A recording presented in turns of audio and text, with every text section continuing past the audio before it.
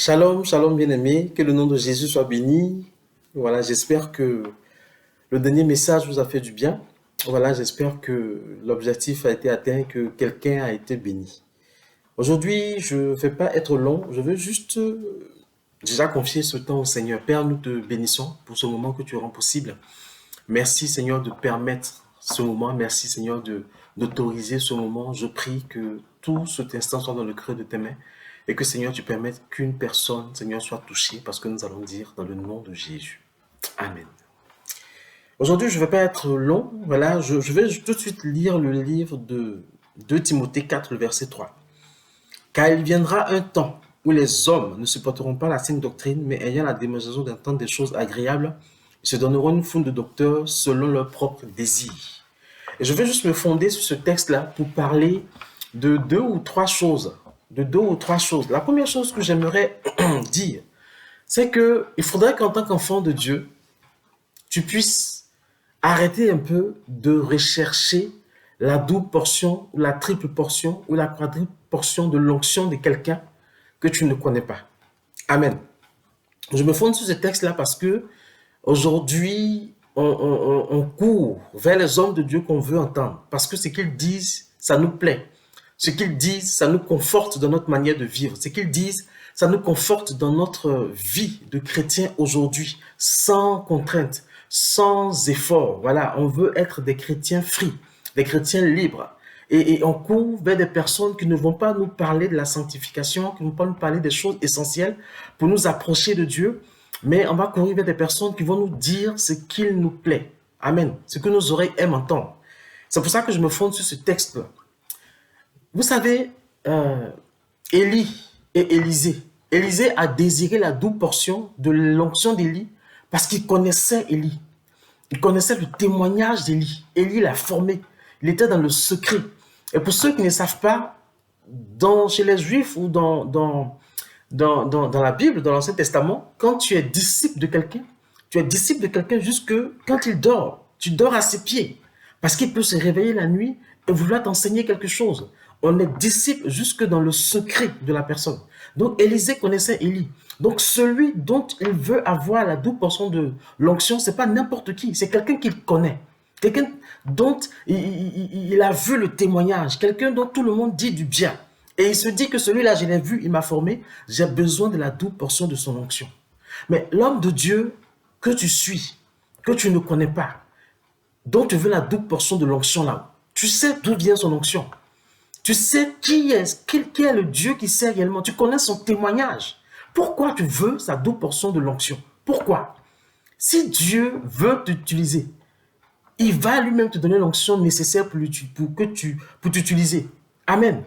Cet homme de Dieu-là, peut-être que ce qu'il fait, tu peux le voir comme modèle. Mais pourquoi tu veux son onction? Tu le connais d'où? Est-ce que tu connais ce qu'il fait dans le secret? Est-ce que tu connais son témoignage?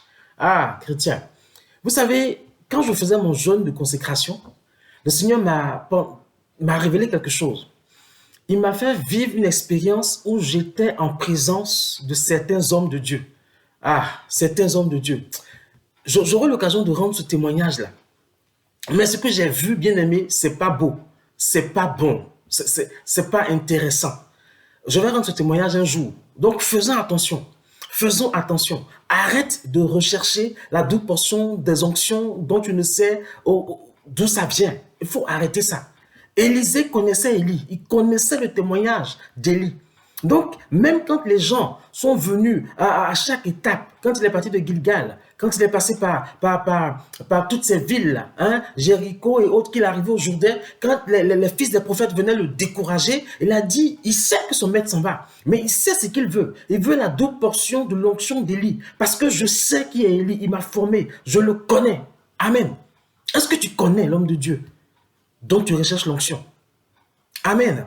On va prendre le cas de Josué. Josué a été choisi par Moïse parce que Josué a dégagé quelque chose que Moïse a aimé, que Moïse a apprécié. Il a fait partie des 12 espions qui sont allés voir ce qui se passait à Canaan. Et c'est lui et Caleb qui sont revenus, malgré les géants qu'ils ont vus, malgré les difficultés qu'ils ont vues. Il a dit à Moïse, quel que soit ce qu'on va, je paraphrase, quel que soit ce qu'on a vu, je sais que le Dieu qui a dit qu'on va rentrer là-bas, nous donner la victoire. Et Josué s'est approché de Moïse. Josué a appris dans le secret de Moïse. Josué a vu le témoignage de Moïse. Il a vu comment Moïse était intègre, comment Moïse s'est énervé au risque de perdre lui-même sa place à Canaan pour que le peuple de Dieu soit protégé. Il connaissait Moïse. Est-ce que tu connais l'homme de Dieu que tu suis? Est-ce que tu connais sa vie? Est-ce que tu sais ce qu'il fait dans le secret? Tu sais d'où vient sa puissance pour que tu recherches l'onction qui est sur sa vie. Oh, qu'il prêche bien, c'est bien, tu l'écoutes. Oh, qu'il soit ton modèle dans la manifestation de la gloire de Dieu, tu l'écoutes. Mes frères, sœurs, cherche l'onction que Dieu a prévue pour ta vie. Cherche l'onction que Dieu veut mettre sur ta vie, afin que tu puisses servir Dieu avec ça. Au moins, cette onction, tu sais d'où ça vient. Tu demandes à Dieu.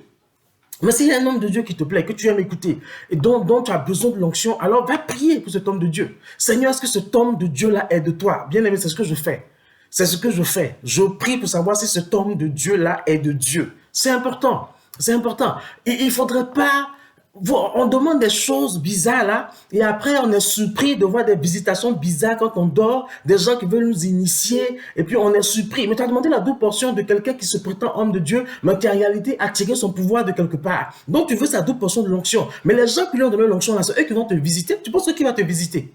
Amen. Il faut faire attention. Il faut faire attention à nos prières qu'on fait. Dieu t'a créé, toi, unique. Il peut te donner des modèles, mais il a une onction pour ta vie. C'est cette onction-là qu'il faut demander et non rechercher l'onction de quelqu'un d'autre. Maintenant, quelqu'un t'a peut-être formé, tu as eu un père spirituel dont tu connais la vie, dont tu connais le témoignage, qui dit qu'il veut te transmettre l'onction qu'il a sur sa vie. Tu le connais, tu l'as vu. Amen. Il faut faire attention. Les disciples ont désiré faire comme Jésus. Les disciples voulaient, même après la mort de Jésus, marcher comme Jésus, faire ce que Jésus a fait, parce qu'ils ont vu Jésus. Ils ont dormi avec Jésus, ils ont marché avec Jésus, ils ont prié avec Jésus, ils ont travaillé avec Jésus, ils ont baptisé aux côtés de Jésus. Jésus n'a pas baptisé, mais les disciples ont baptisé à ses côtés. Donc ils savaient qui était Jésus. Donc pour eux, le Mashiach qui suivait était le véritable. Donc c'est normal qu'ils cherchent à être comme celui-là. Mais toi, tu es en train de chercher quelqu'un, une onction de quelqu'un que tu ne connais pas. Tu sais, c'est pas parce que je vais venir dans ton église, où je vais faire des grandes veillées, que je vais dégager l'onction, que les gens vont tomber, que des gens seront guéris, que je suis de Dieu. La Bible ne dit pas, la Bible dit que les miracles vont accompagner ceux qui ont cru. En mon nom, ils chasseront les démons, ils feront ceci, ils feront cela. Mais c'est ceux qui ont cru en Yeshua, à Mashiach. Mais la première chose, le premier témoignage, la première chose importante, c'est qu'on donne notre vie à Jésus, c'est qu'on se positionne dans la vie avec Jésus. C'est seulement après cela que les miracles vont suivre. Amen. Donc, sois sûr que la personne que pour qui tu pries ou sur qui tu peux avoir la double portion de l'onction, sois sûr que l'onction qu'il a sur sa vie, c'est une onction qui vient de Dieu. Amen, amen. Faisons attention quand nous faisons des prières, quand nous demandons des choses. Amen. Ça, c'est la première chose dont j'ai voulu parler. La deuxième chose dont je voulais parler, c'est le parler en langue. J'aime pas trop toucher les thèmes à polémique, mais c'est le parler en langue. C'est bien quand on parle en langue. C'est beau quand on parle en langue. Mais si tu ne parles pas encore en langue, ne culpabilise pas. Moi, j'ai parlé en langue 3 ans après ma conversion. Ça ne m'a pas empêché de manifester les dons spirituels. Je ne sais pas si vous voyez où est-ce que je veux en venir. Le premier don que moi j'ai manifesté comme don spirituel, c'est la parole de connaissance. Pourquoi? Parce que là où j'étais, au moment où l'Esprit de Dieu comment je vais dire ça, a atteint cette plénitude-là dans ma vie, il y avait une sœur qui avait besoin que Dieu lui dise que ce qui se passe là, il est au courant qu'il va faire quelque chose. Il y avait une sœur qui avait besoin que Dieu lui dise, qu'il voit ce qui s'est passé. Il a vu ce qui s'est passé. Il voit la culpabilité qu'elle a. Il faut que quelque chose se passe. Et j'ai manifesté ce don-là. Amen. C'est ça que j'ai manifesté. Et la Bible dit que quand il y a eu l'effusion du Saint-Esprit, les Juifs qui étaient venus d'ailleurs entendaient les disciples parler chacun dans sa propre langue. Pourquoi? Parce qu'il y avait là un besoin de témoignage, un besoin d'évangélisation. Les gens étaient là à une fête, à la Pentecôte. Ils étaient venus pour prier à Jérusalem. Et il y avait foule. Il fallait que le Saint-Esprit fasse quelque chose. Et quand l'Esprit de Dieu est descendu, leurs langues se sont déliées. Ils ont évangélisé ces personnes. Ils ont rendu, ils ont parlé de la gloire de Dieu dans la langue de chacun, pour que chacun puisse être conscient que c'est Dieu qui agit. Il y a eu besoin d'évangélisation. Il fallait parler aux gens. Il fallait que les gens donnent leur vie à Jésus.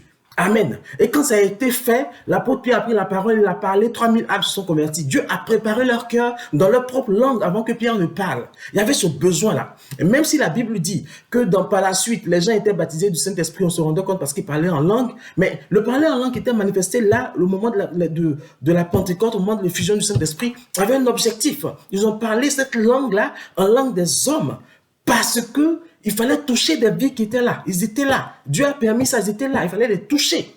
Amen. Pourtant, l'apôtre Paul dit, tous prophétisent-ils? Tous parlent-ils en langue? Et le français, c'est ce qu'il est. Ça veut dire que quand il dit ça, il y a des gens qui sont baptisés du Saint-Esprit, qui sont en Jésus, mais qui ne parlent pas encore en langue. Est-ce pour autant qu'il faut dire qu'ils ne sont pas baptisés du Saint-Esprit? J'ai connu des frères et des sœurs qui étaient frustrés même parce qu'ils ne parlaient pas en langue. Parce qu'ils ne parlaient pas en langue. Moi-même, j'ai vu des hommes de Dieu à l'époque, quand je me suis converti, venir m'imposer les mains, parle en langue, parle en langue. Mais le Saint-Esprit me disait, tu es baptisé du Saint-Esprit, tu parleras en langue au moment où je le voudrais. Et j'ai parlé en langue 3 ans plus tard, pendant une réunion de prière, parce que c'était utile. J'ai entendu l'Esprit parler dans mon esprit, et au fur et à mesure, c'est sorti. Amen. Donc, si tu ne parles pas encore en langue, ça ne veut pas dire que tu n'es pas baptisé du Saint-Esprit. Tu peux aspirer à ça, même si l'apôtre Paul nous dit d'aspirer à la prophétie, mais tu peux aspirer à ça. Mais laisse Dieu déclencher cela en toi au moment qu'il va choisir. Il ne faut pas forcer. Amen. Je suis rentré dans des églises où tout le monde parlait en langue comme le pasteur. Il y avait un problème. Je suis rentré dans des églises où on apprenait aux gens à parler en langue. Il y avait des problèmes. On n'apprend pas à parler en langue. C'est poussé par l'Esprit de Dieu qu'on parle en langue. Donc si toi, ton parler en langue, tu l'as appris à parler, on a un problème. Amen. Et le parler en langue évolue. Le parler en langue évolue. Moi, aujourd'hui, j'ai combien d'années de conversion? J'ai plus de 25 ans de conversion. Le parler en langue que j'ai exprimé la première fois n'est pas le même qu'aujourd'hui. Parce que ça évolue. C'est une conversation. C'est une relation. Et quand ta relation avec Dieu est ce qu'elle est, ton parler en langue évolue. Si tu parles en langue, que tu es heureux de parler en langue, que ça fait 25 ans que tu es converti, que tu parles la même langue, on a un problème. Ça n'évolue pas. Imagine ton enfant qui est né, il commence à balbutier, ba, ba, ba, ba, ba, ba. Et puis il a 30 ans, il fait encore ba, ba, ba, ba, ba. Il y a un problème. Mais quand il commence à balbutier, ba, ba, ba, ba, après papa, papa, papa. Après on va dire, moi, on veut faire pipi. Après on va dire, je veux faire pipi. Son parler évolue. C'est pareil pour le parler en langue. Ça évolue. Ça évolue. Amen. Donc, si tu es heureux de parler en langue, que ton parler en langue est le même depuis 10 ans, 5 ans, 20 ans, on a un problème. Il faut aller devant Dieu. Et puis, faut restaurer tout ça. Amen, amen. Donc, arrêtez de culpabiliser si vous ne parlez pas encore en langue. Arrêtez, qu'on ne vous culpabilise pas. Si quelqu'un vient vous dire, je vais vous apprendre à parler en langue, dites-lui stop. Stop. On n'apprend pas à parler en langue. C'est l'Esprit de Dieu qui apprend à parler en langue. Amen, amen. Et le parler en langue, on parle en langue des hommes quand c'est utile pour donner un message à quelqu'un, ou on parle en langue des anges quand c'est utile pour s'édifier soi-même. Amen. Il faut arrêter de culpabiliser les chrétiens. Il faut arrêter de culpabiliser les chrétiens. Dieu fait les choses différemment selon tel enfant ou selon tel autre enfant. Il n'est pas... Notre Dieu est tellement puissant, il est tellement grand. Il ne va pas agir de la même manière chez chaque enfant. Si toi, tu as parlé en langue tout de suite quand tu t'es converti, gloire à Jésus.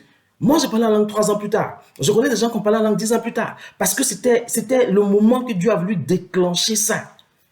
Vous savez, quand le parler en langue, quand ça ne vient pas, ça ne vient pas. Tu as beau imiter, ça ne vient pas, ça ne vient pas. Donc, arrêtons de culpabiliser nos frères et sœurs en Christ et laissons l'Esprit de Dieu travailler dans leur vie.